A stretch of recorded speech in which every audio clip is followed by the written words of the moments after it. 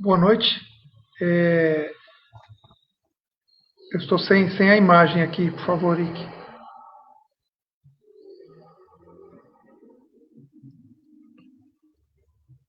Eu estou te vendo, Ivan, está no ar. Eu não estou vendo, estou vendo só o logo do Mador, mas tudo bem. Muito boa noite, então, a todos. É um prazer estarmos juntos mais uma vez, aqui na atividade que desempenhamos todos os domingos, enquanto ainda não podemos fazer presencialmente, como fazíamos na casa. Nós estamos produzindo, então, alguma atividade, entre elas a palestra, que é o que teremos hoje, todos os dias da semana. Antes de começarmos a palestra e apresentarmos o nosso convidado de hoje, nós vamos mais uma vez recordar para aqueles que nos acompanham aí pelas redes sociais e por esses instrumentos novos aí de acompanhamentos virtuais aí, vamos fazer uma divulgação breve a respeito das atividades que são geradas todos os dias da semana. Então nós temos às segundas-feiras, das 7 às 8 da noite, uma atividade bastante gostosa, que é um evangelho realizado juntamente com o Geraldo Campetti, que é vice-presidente da FEB. Ele nos auxilia diretamente de Brasília, né? Então fica sempre ele, o Davi e mais um convidado na sala, trazendo então um capítulo do Evangelho, com um bate-papo bastante gostoso, um bate-bola, né, que a gente pode chamar assim, e trazendo histórias, recheando aí de exemplos a respeito do assunto do Evangelho do dia. Então são todas as segundas, das 7 às 8 da noite. Nas terças-feiras nós temos um outro momento do Evangelho, com o Davi, no horário das 7h30 às 8, 8 e pouco. Nas quartas-feiras, das 8 às 9 da noite, no mesmo horário em que fazíamos na casa a atividade de fluidoterapia, que é uma atividade de assistência espiritual, que inclusive nós estamos abrindo sempre, aí divulgando para que as pessoas que quiserem enviar seus nomes para essa atividade, podem fazê-lo pelo e-mail da casa, que será mostrado aqui pela produção. Essa atividade é feita de maneira bastante singela, simples, aí com 3 ou 4 pessoas que já faziam e dirigiam a fluidoterapia na casa, fazendo um estudo breve do Evangelho, depois uma leitura do livro Pão Nosso e depois os comentários até o fim da atividade. Na quinta-feira nós temos um estudo da Revista Espírita, realizado das 7h30 também às 8. E na sexta-feira uma atividade chamada Contos Espíritas, onde o coordenador, que é o Marco, traz nas obras de Chico Xavier contos, né, que ele vai trazendo e relatando para nós e amarrando aí com a parte doutrinária. E no sábado nós temos uma atividade que já era realizada na casa e transmitida online todos os sábados, que é um estudo praticamente de psicologia profunda à luz do Espiritismo, que é chamado Espírito em Foco, dirigido aí pelo Davi, utilizando as obras psicológicas de Joana de Ângeles, psicografadas pelo médium Divaldo Franco. No domingo nós temos a atividade pela manhã da mocidade, que é das 10 às 11 da manhã, ficando o convite aí para os jovens a partir de 13 anos, né? E depois à noite nós temos a atividade da palestra, que é no mesmo horário que era realizado na casa, das 7h30 às 8, 8h15, sempre recebendo aqui na sala algum convidado. Me perdoem, esqueci também de divulgar que no sábado à noite nós temos um outro momento também de evangelho com o Davi, também no mesmo horário, das 7h30 às 8, 8h10 da noite. Então aqui essa é a programação da casa, para aqueles que querem acompanhar, não perder o vínculo, não conosco, mas com o Espiritismo, com a casa, são as oportunidades de receber isso ao vivo, inscrevendo-se no canal, que é o Mador Espírita, ou então acessando o canal, que toda essa programação fica lá arquivada para ser acessada sempre que se quiser. Hoje nós temos o prazer de receber pela primeira vez aqui nesse modelo, né, e também, se fosse na casa, se temos talvez o prazer de recebê-lo pessoalmente na casa um dia. Nós temos o companheiro Marco Milani. Marco é da cidade de Campinas, é trabalhador do Grupo Espírita, do Centro Espírita Allan Kardec, e também coordenador do Departamento de Doutrina da União das Sociedades Espíritas do Estado de São Paulo. Marco, é um prazer conhecê-lo. Davi já o conhecia. Que você sinta-se em casa e que nós possamos aí, vinculados pelos bons amigos espirituais, pelo nosso coração, pelos sentimentos, porque tudo é energia no universo, possamos envolvê-lo com as nossas doações de amor, de respeito, e que você possa nos trazer aí um bom tema para a noite de hoje. Eu vou fazer uma prece inicial, bastante rápida, e depois você fica aí com o tempo da palestra. Seja muito bem-vindo, à casa e aos nossos corações. Vamos então elevar o nosso pensamento junto a Deus, nosso Criador, junto a Jesus, o nosso Mestre maior, o sol de nossas vidas, e em profunda gratidão pela oportunidade que temos nesse momento de poder relembrar, Senhor, os teus ensinamentos à luz da doutrina espírita. Que o Senhor possa envolver a todos aqueles que estão nos ouvindo agora, possa envolver a cada um de nós e, obviamente, também a toda a humanidade nesse momento que ela ainda mais necessita da tua presença, do teu amor e da misericórdia do Pai. Que possamos aproveitar, Senhor, todo o conhecimento que nos alcança através desses momentos, para que este conhecimento não faça parte apenas das nossas ideias, dos nossos pensamentos, mas que ele se envolva junto ao nosso coração, aos nossos sentimentos e nos ajude a fazermos a transformação necessária, a evoluirmos, Senhor, que é o único motivo por qual estamos aqui, vinculados ao corpo, em mais esta oportunidade reencarnatória que o Senhor nos dá. Muito obrigado, envolva o palestrante da noite, que ele nos alcance com a sua mensagem, que possamos ter uma noite bastante proveitosa e temas para as nossas reflexões durante toda a semana. Se conosco, Senhor, hoje e por todo sempre. Que assim seja. Fique à vontade, Marco. Obrigado, Ivan. Grande satisfação de estar aqui. Agradeço o convite, né, do Grupo Espírita Beneficente Maria Dolores, Madô, né, gentilmente assim e carinhosamente assim chamado.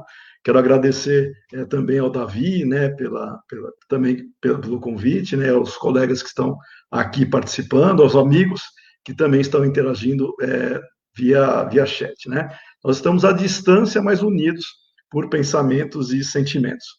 Nosso tema de hoje, ele é bem interessante. Nós vamos falar sobre o homem de bem, que está explícito lá no capítulo 17 do Evangelho segundo o Espiritismo, cujo título é Sede Perfeitos, né?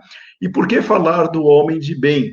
Afinal de contas, nós temos já uma série de elementos que poderíamos refletir ou até associar, né, como caracterizar essa pessoa, né, que os espíritos, né, assim definiram.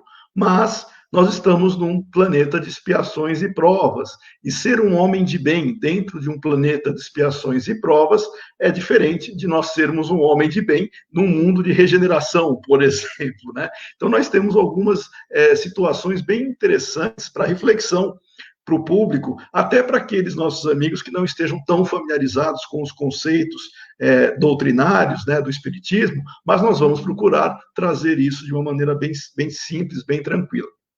Bom, o Evangelho segundo o Espiritismo, ele é uma das obras ditas fundamentais da doutrina espírita, né, só para pontuar aqui. Kardec, ele tem várias obras, né? Tem obras bastante ricas, bastante interessantes, mas tem 5 delas que são consideradas fundamentais, começando no Livro dos Espíritos, depois Livro dos Médiuns, o Evangelho segundo o Espiritismo, o Céu e o Inferno e a Gênese, né? São as chamadas 5 obras fundamentais. E o Evangelho segundo o Espiritismo é aquele que traz a essência moral dos ensinamentos de Jesus e que nos permite refletir de uma maneira prática, né, aquilo que nós precisamos fazer para nos tornarmos não somente melhores, mas para alcançar aquilo que todos nós almejamos, que é a felicidade, a paz e, principalmente, né, nos sentirmos bem. Então vejam que para ser um homem de bem, nós temos que nos sentir bem. É algo que pode parecer estranho, mas existe, infelizmente, né, algumas pessoas vindas ainda de um processo onde filosofias ou religiões mais tradicionais, que todos nós passamos, né, seja nesta ou até encarnações passadas, mas nós nos habituamos a entender aquele que estaria mais voltado à submissão de uma vontade divina para ter um benefício futuro. Então, nós teríamos que fazer todos os preceitos que aquela filosofia ou aquela linha religiosa muitas vezes determinava para que nós fôssemos felizes. E o Espiritismo, ele vem abrir os nossos horizontes, vem nos libertar, muitas vezes, de preconceitos que nós tínhamos no passado, em função dessa característica do que precisamos fazer para sermos efetivamente felizes. Pode parecer simples, mas nós temos que amar, mas temos que saber como amar. Amar ao próximo, amar a Deus sobre todas as coisas e ao próximo, é o grande mandamento que Jesus nos deixou. Mas a compreensão e a aplicação desse preceito é o que nos faz nos diferenciar com o conhecimento que a doutrina espírita hoje já nos permite dar. Então, vamos ver o que os espíritos, né, nos trazem com relação a essa temática. Dentro desse capítulo 17, intitulado Sede Perfeitos, nós vamos encontrar uma frase, abrindo o capítulo, que é de Mateus, no seu capítulo 5, versículos 44 a 48, onde nós extraímos a seguinte passagem: Sede, pois, vós outros perfeitos, como perfeito é o vosso Pai Celestial. Essa frase, que está lá no Novo Testamento, pode dar a impressão que nós seríamos perfeitos como Deus é perfeito. E, na verdade, os Espíritos nos esclarecem que Deus é único. A perfeição divina, ela é inigualável. Nós, como espíritos, nós temos um processo evolutivo onde estamos galgando através das experiências terrenas, né? Nós reencarnamos em diferentes momentos, em diferentes posições, com diferentes experiências para nós desenvolvermos os aspectos morais e intelectuais. Então, o processo reencarnatório, ele existe para fazer-se cumprir a chamada justiça divina e desenvolver o potencial que nós já trazemos. Somos filhos de Deus, trazemos a marca da perfeição relativa de que nós somos suscetíveis. Então, nós podemos ser, sim, perfeitos como o Espírito é capaz de ser, não como Deus. Então, essa passagem, logo no início, ela já é explicada, né, pelos amigos espirituais, e Kardec coloca isso de maneira muito clara, que quando ela foi dita, as pessoas não tinham compreensão dessa relação que nós teríamos com Deus, a inteligência suprema, causa primária. Mas nós podemos ter hoje uma compreensão melhor dessa jornada que nós estamos participando, jornada evolutiva, e nos permite visualizar uma situação futura muito melhor, aonde vamos desenvolver esse potencial que nós já trazemos. Por isso que nós somos considerados perfectíveis, como está lá na questão 776 do Livro dos Espíritos, nós somos perfectíveis. E nesse processo de desenvolvimento, desde o Livro dos Espíritos, né, nós já temos essas informações, nós encontramos oportunidades para crescer, para nos desenvolver. E essas oportunidades, elas vão ocorrer conforme o nosso grau de maturidade moral e intelectual. Uma vez que nós já estamos envolvidos nesse processo, estamos participando ativamente dele, nós podemos já identificar aquilo que nos traz uma melhoria, que nos permite crescer em termos morais e intelectuais, e aqueles que nos obstruem, aqueles que impedem esse desenvolvimento. E os espíritos são claros em nos mostrar o que nós deveríamos fazer para alcançar esse estágio, para desenvolver essa potencialidade que nós carregamos dentro de nós, e simplesmente entraria aí a palavra amor, mas não no sentido genérico, é que nós ainda no nosso nível evolutivo, nós estamos aprendendo a amar. E aí vem os desafios e as experiências e o aprendizado que nós temos diário quase para fazer essa realização da perfeição. Então, no capítulo 17 do Evangelho, no item 2, nós já percebemos que essa perfeição relativa, ela vai ter como característica principal um caminho. Mas esse caminho, ele não se dá integralmente numa encarnação. Nós temos diferentes encarnações, e teremos ainda, justamente porque em cada encarnação nós desenvolvemos aspectos passíveis de serem desenvolvidos neste momento. No tempo que nós estamos encarnados aqui, não importa se 20, 50, 5, 80, 100 anos, 110, e agora aumentando a expectativa de vida, 150 anos, não importa o tempo que nós estivermos aqui. Para o espírito, isso não é nada. Para o espírito, esse período que nós vamos chamar assim de experiência terrena, uma vez que nós somos imortais, ele praticamente é um piscar de olhos, fazendo uma comparação bem simples, né? Muito rápido. Cada encarnação nossa, também fazendo uma outra comparação, é como se fosse um grãozinho de areia no meio do deserto, perto das experiências que nós temos. Ou seja, ela pode parecer insignificante para a totalidade da vida do espírito, mas para nós encarnados, ela representa aquilo que nós unicamente temos como referência. Por isso que o tempo aqui, ele também é relativo, não é só a perfeição. Quanto mais evoluído é o espírito, até esta questão de percepção do tempo é diferenciada. E nós temos, nesse vínculo, né, na questão 776, que nós comentamos lá no livro dos Espíritos, uma outra informação, que é 2 questões depois, né, quando nós já falamos do homem sendo um ser perfectível.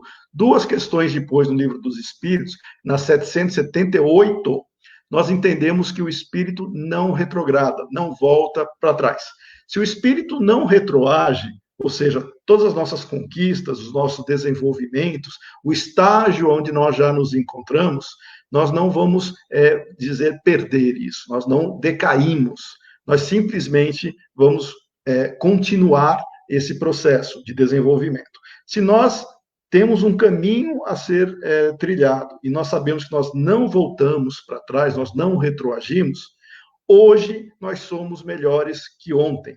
Hoje, nesta encarnação, nós temos uma situação moral e intelectual que nós conquistamos, fruto das experiências anteriores, mas nós podemos dizer que hoje nós estamos melhores em termos de desenvolvimento do que éramos antes. Muitas pessoas têm essa curiosidade, né, de querer voltar, querer saber quem foi em encarnação anterior ou em uma das encarnações anteriores, mas por curiosidade. Mas essa curiosidade, os próprios espíritos nos dizem. No nosso nível evolutivo, nós esquecemos o nosso passado porque ele nos constrangeria. Se nós hoje já temos uma série de dificuldades morais para enfrentar, ainda convivemos com violências, ainda convivemos com uma série de traumas, fazemos as pessoas sofrerem porque nós não estamos ainda no nível de só fazer o bem. Se hoje nós estamos vivenciando isso, imagina no passado como nós éramos. E os espíritos nos dizem, se nós quisermos saber quem ou o que nós estamos vivenciando, ou o nosso nível, basta olharmos as nossas tendências hoje, e nós identificamos aquilo que nós já conquistamos e aquilo que nós temos ainda que melhorar. Então, nessa trilha evolutiva, os espíritos, a partir do desenvolvimento da doutrina espírita, nos permitem, nos oferecem com mais clareza passos, elementos a serem atingidos, para conseguirmos nos desenvolver de maneira mais segura. Eu vou procurar sempre citar, né, a fonte para ficar mais fácil para os amigos depois para consultarem na própria obra, porque fica mais fácil e isso reforça a proposta de ensino e de compreensão doutrinária. Na Gênese, no capítulo 11, no item 9, nós temos uma informação ali que diz que progredir é condição normal dos seres espirituais. Nós sempre vamos progredir até atingir esse grau máximo, que seria a pureza espiritual. E a perfeição relativa, ou seja, o fim que lhes cumpre alcançar. Ou seja, nós vamos nos desenvolver até atingirmos a perfeição relativa, que é esse estado que nós podemos chamar de espíritos puros. Nós vamos nos realizar espíritos puros, onde nós nos desenvolvermos completamente. O homem de bem está neste caminho, ele está buscando este desenvolvimento com mais consciência, mas agindo, favorecendo esse desenvolvimento. E uma outra informação que nós temos ainda no capítulo 11, do item 9 da Gênese, que é o seguinte: havendo Deus criado desde toda a eternidade e criando incessantemente, também desde toda a eternidade, tem havido seres que atingiram o ponto culminante da escala. Eu só estou fazendo essa referência para destacar que nós vamos atingir este grau da perfeição máxima que nós somos suscetíveis. Diferentemente de uma interpretação que alguns poderiam ter, que nós ficamos eternamente progredindo. É que essa questão de tempo, para nós, ela ainda é muito complexa, muito complicada. Mas para o espírito, e os espíritos estão nos dizendo, nós vamos sim atingir o grau máximo, só que quando nós vivenciarmos isso, essa percepção de tempo, nós somos imortais, ela vai ser completamente outra, tá? Hoje nós temos uma referência material sobre o passar do tempo, mas no mundo espiritual, não é bem essa referência que nós temos, mas que nos serve, pelo menos, de aprendizado hoje, né, para entendermos isso de uma maneira um pouco mais genérica. No livro Céu e Inferno, veja que eu estou citando várias obras dessas obras fundamentais. No livro Céu e Inferno, na primeira parte, no capítulo 3, no item 9, tem a informação também. É por isso que Deus, que é soberanamente justo e bom, concede ao espírito do homem tantas existências quanto forem necessárias para atingir o objetivo, que é a perfeição. Nós vamos reencarnar até precisarmos, até atingirmos a chamada perfeição. E onde entra o homem de bem nesse caminho? O verdadeiro homem de bem é o que cumpre a lei de justiça, de amor e caridade, na sua maior pureza. Está lá no capítulo 17, no item 3. Ele se interroga constantemente, interroga o que? A consciência sobre os próprios atos.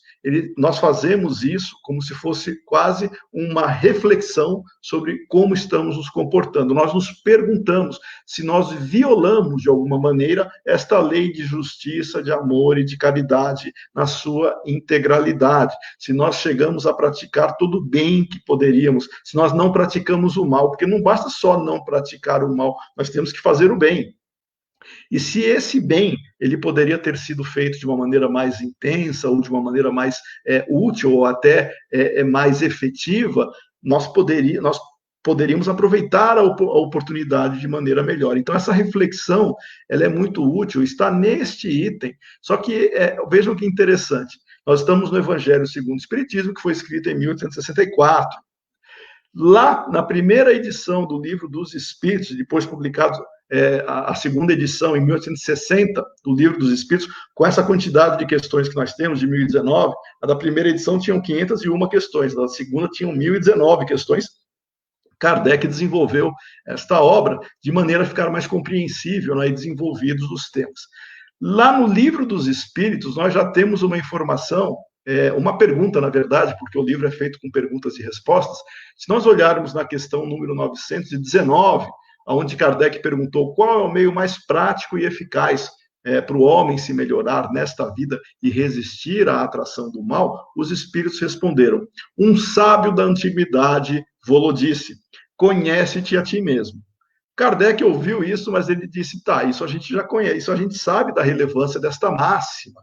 Porém, existe algum meio mais prático de nós realizarmos isso? E os espíritos responderam. E veio um espírito em particular responder para Kardec. Está lá na 919, letra A. Santo Agostinho fez a seguinte declaração: fazei o que eu fazia quando vivi na terra. Ao fim do dia, interrogava a minha consciência, passava a revista ao que fizer e perguntava a mim mesmo se não faltar algum dever, se ninguém tiver algum motivo para se queixar de mim. Isso está em Santo Agostinho. E lá no Evangelho, no item 3, retoma-se sobre a nossa auto-interrogação da consciência, se fizemos todo o bem que podíamos. Por sinal, o item 3 é um dos itens mais longos que nós temos em todas as obras fundamentais. Se nós compararmos a codificação inteira, o item 3, esse do homem de bem, ele é um dos mais longos, tem cerca de 20 parágrafos, né, dada a relevância desse item. E nesses itens, né, que nós estamos trabalhando, os espíritos dizem que não se esgotam todas as qualidades que vão distinguir o homem de bem, mas aqueles que se esforcem em possuí-las.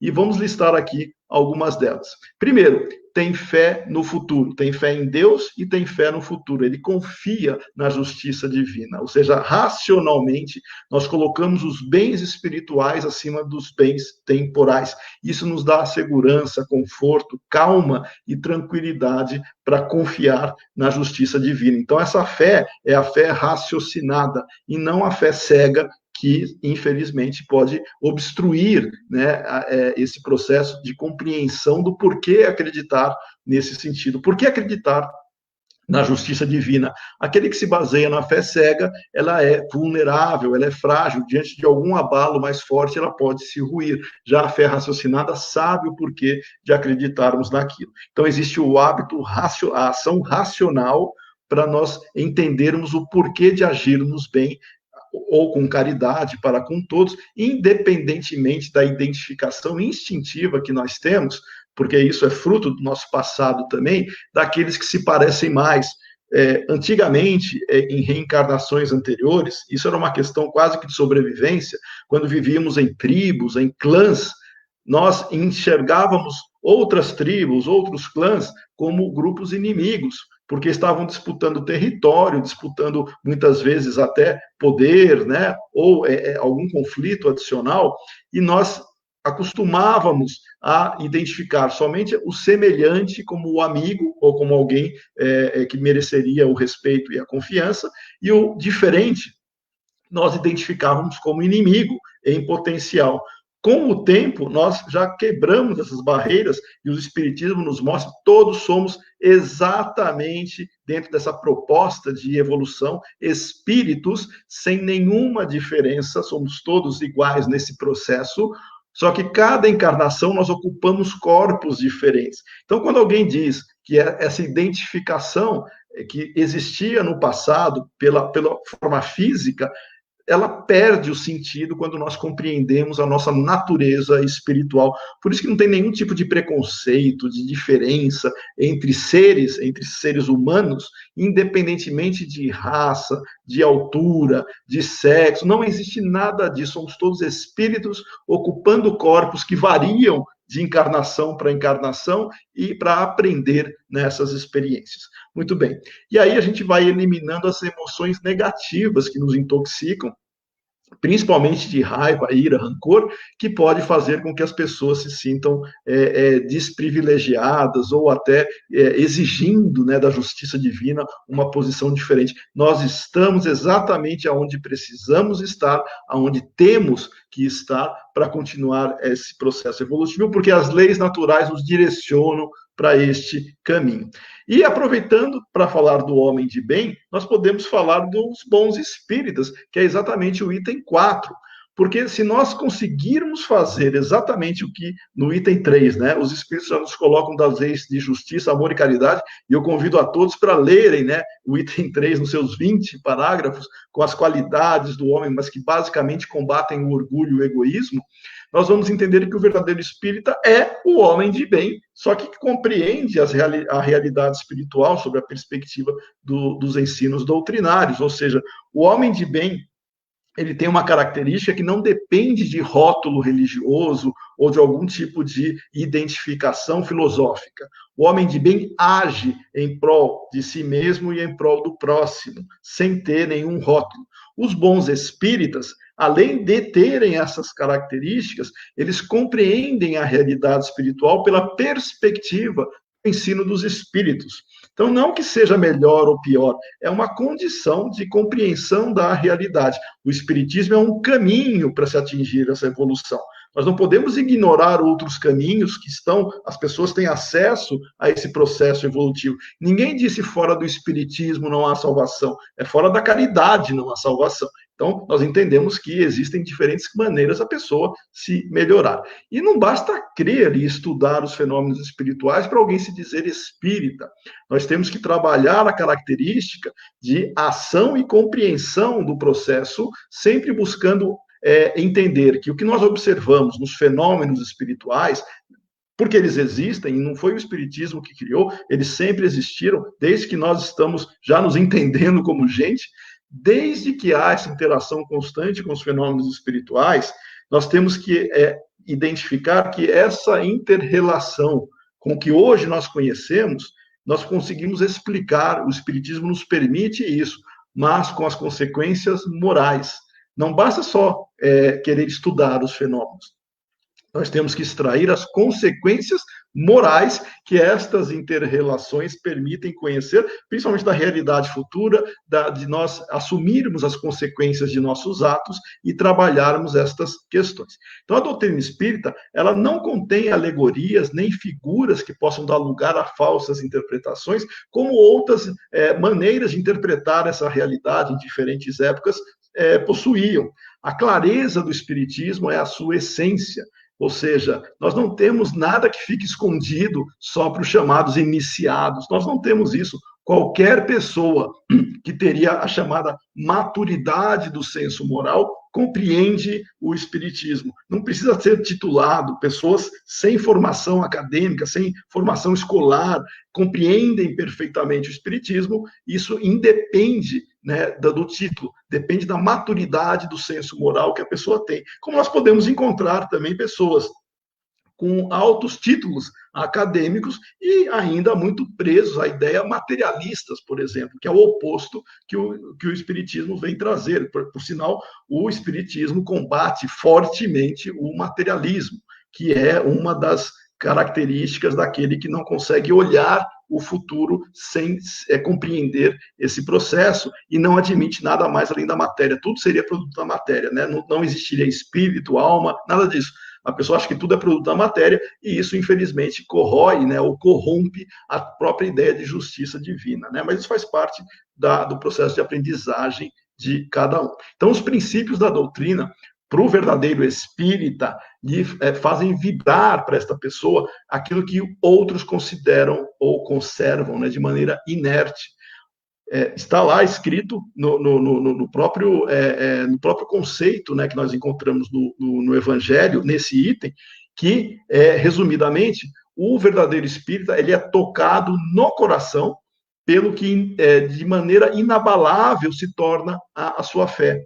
A fé raciocinada constrói nele um suporte para enfrentar situações e confiar na justiça divina, mesmo que os problemas existam e vão existir. Ninguém está encarnado nesse planeta à toa. Nós encarnamos aqui para vivenciar experiências, muitas delas dolorosas, dado o nosso nível evolutivo e pela nossa necessidade de despertar. Nós não reconhecemos a verdadeira utilidade e validade que, no fundo, são experiências todas lastreadas no amor. Mas nós, pela nossa pequenez, nós muitas vezes achamos que aquilo que estamos vivenciando é algo punitivo, é algo doloroso. Não, tudo faz parte das leis divinas, tudo faz parte para nos impulsionar para crescer. Eu vou dar um exemplo aqui, já olhando o tempo também, para não deixar, né, o Davi, o Ivan, todo mundo preocupado, estou olhando o tempo aqui. Nós temos como característica, por não conhecermos, julgar com os poucos recursos que nós temos e fazer uma ideia equivocada, muitas vezes, daquilo que estamos vivenciando. Por exemplo, a criança, em tenra idade, ela precisa se vacinar para se proteger de doenças, né? Nós temos uma série de vacinas preventivas, onde ela vai, ao tomar aquela injeção, ela vai se prevenir de vivenciar uma experiência dolorosa, fruto de uma doença futura. A criança, ela não conhece, ela não sabe disso. Quando ela vai ao médico tomar a injeção, e ela vê a injeção e sente, né, a picada da injeção, e muitas vezes ela vai chorar, ela vai achar que aquilo é algo ruim, que é aquilo que poderia ser evitado. E os pais, sabendo da necessidade da criança, levaram para se prevenir. Só futuramente é que ela vai reconhecer o trabalho e o amor que os pais tiveram em vaciná-la. Nós somos assim, espiritualmente. Nós estamos encarnados e passamos e tomamos várias vacinas durante a nossa vida para nos fortalecer. No caso da criança, é para gerar anticorpos. No nosso caso, é para nos fortalecermos, nos favorecer, inclusive, esse enfrentamento, né, que nós vamos ter aos obstáculos diante das necessidades morais e intelectuais. Só diante do desafio nós estudamos, só diante dos desafios nós aprendemos a conquistar as virtudes morais. Ninguém que pede paciência, e eu tenho certeza que todos aqui já pediram paciência alguma vez na vida, abriram a porta de casa um dia qualquer e acharam lá um pacotinho escrito paciência, e a partir daí nunca mais se irritaram ou tiveram problemas nesse sentido. Não é assim que funciona. Paciência é uma conquista, e para nós conquistarmos isso é que nem um maratonista. Ele tem que exercitar-se para conseguir enfrentar o desafio de percorrer 42 quilômetros lá e alguns metros para vencer o obstáculo. Ele precisa treinar. Paciência, nós temos que treinar para conquistar. Então, quando alguém pede paciência, se nós formos atendidos por misericórdia divina, nós vamos ter oportunidades para exercitar a paciência. muita gente vai ficar mais preocupada agora de pedir paciência, de saber que vai ter oportunidades para exercitar. Mas é assim que funciona. As conquistas morais necessitam de experiências, não é só de conceito. Eu sei que eu tenho que amar ao próximo, tem que vivenciar isso na prática. Então, a ideia do homem de bem é aquele que exercita essa situação, que exercita o bem, a lei de justiça, amor e caridade é uma reflexão, mas principalmente, e fazendo um retrospecto, o homem de bem se preocupa em melhorar. Não é aquele que nasce assim, é aquele que se aperfeiçoa aonde ele se encontra, ele tem caminhos para evoluir. Nós precisamos evoluir. Então, o homem de bem não se acomoda, o homem de bem, ele busca o seu aperfeiçoamento. Ainda que nesta encarnação nós tenhamos uma série de enfrentamentos a fazer, e sabemos que a verdadeira felicidade não é deste mundo, mas nós podemos ser mais felizes do que somos hoje, a partir do instante que nos propomos a crescer. Uma vez que nós queremos crescer, que nós temos esse objetivo, ainda que tenhamos que enfrentar desafios, nós já temos o caminho a ser fortalecido e nós vamos obter os benefícios desta ação. Este é o homem de bem que sabe o que quer e porque sabe daquilo que ele precisa fazer. E nós temos Jesus como o maior exemplo que nos deixou não o sofrimento para nós guardarmos dele, mas a fortaleza moral e o exemplo que nós podemos ter, não no sentido de mudar o mundo, mas vamos mudar a nós mesmos. E aí, por consequência, todos aqueles que convivem conosco vão também se beneficiar por estarmos melhorando, por estarmos sendo pessoas melhores, pais de famílias melhores, um cidadão melhor. Nós vamos espalhar as virtudes que nós conquistarmos. Muita paz a todos. Era este dentro do tempo que nós tínhamos, né? Uma reflexão para fazer sobre o homem de bem. Fica aí o convite para todos para visitarem o capítulo 17 do Evangelho segundo o Espiritismo. Obrigado. Cheguei no tempo, hein, Davi? Perfeito, Marco. Muito obrigado pela carinhosa participação conosco, né? É um momento que a gente vai trocando, né? A gente vai recebendo visões de vários corações que nos visitam, trazendo aí a doutrina, né? Como perguntaram para o Chico uma vez, né? Qual é a novidade, Chico? Ele falou, novidade é o Evangelho, né? A novidade ainda é o Evangelho, né? Não importa quantas vezes falemos do Evangelho, quantas vezes ela será para nós ainda uma novidade, porque a gente ainda não viveu tudo, né? Não aprendemos tudo ainda. Então, é muito bom essa sua dica de visitar sempre o capítulo do Evangelho, principalmente esse do Homem de Bem, para a gente poder ir aprendendo cada vez mais, né?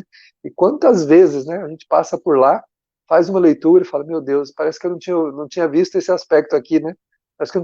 Parece que isso aqui é novo para mim, né?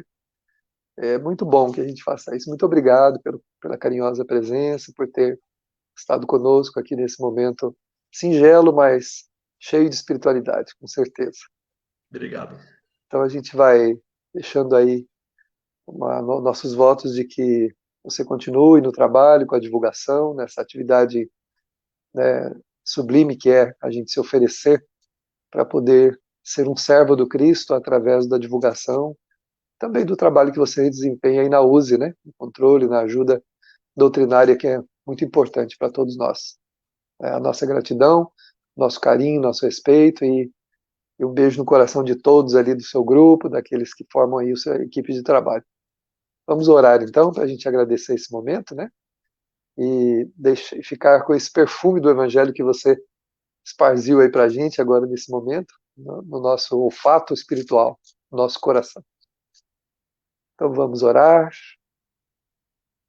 Vamos buscar Jesus, o venerando Senhor, nosso Mestre, aquele que significa a razão pela qual nos reunimos, buscando, pela saudade que temos dele, incorporá-lo em nossas vidas e em nossas ações. Assim, Jesus, Mestre querido, que nos ensinastes o amor, jamais a dor, como disse o nosso irmão, a focarmos na alegria, na esperança, no bom ânimo, Nós te agradecemos por esta noite, pelas palavras que ouvimos, pelas recordações felizes que aqui foram apresentadas, e também, Senhor, pelas oportunidades que temos todos os dias de praticarmos os teus ensinamentos. Obrigado. Permaneça, Mestre querido, em nossos corações, a fim de que possamos acordarmos, discernirmos, trabalharmos e vivermos a tua mensagem de amor em nossos corações. Muito obrigado, Senhor. Que assim seja.